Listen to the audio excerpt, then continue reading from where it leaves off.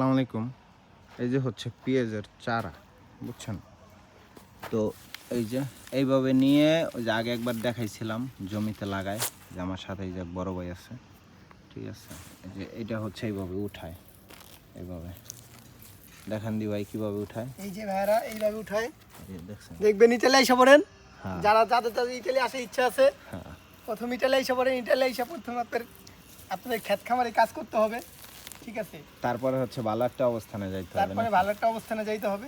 আচ্ছা, সমস্যা নাই, নো টেনশন। ইটালি আইসা পড়েন, সবাই ইটালি আইসা পড়েন। ইতালি এসে বানান, পরে হচ্ছে এইভাবে রাবার দিয়ে রেখে দিতে হবে, বুঝছেন? তাই ভাই, ইতালিতে কৃষি কাজ করে কেমন মজা হইতেছেন একদম বলেন? সেই ফিল ভাই, সেই ফিল।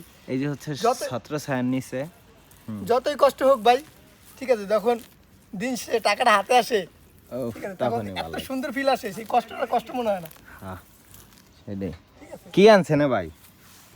এই দেখেন, এই যে বড় ভাই ফল নিয়ে এসছে। কি গাপ আনছে বড় ভাই, গাপ আরো অনেক কিছু।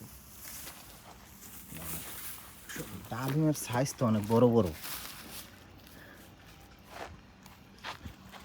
আচ্ছা, হুম।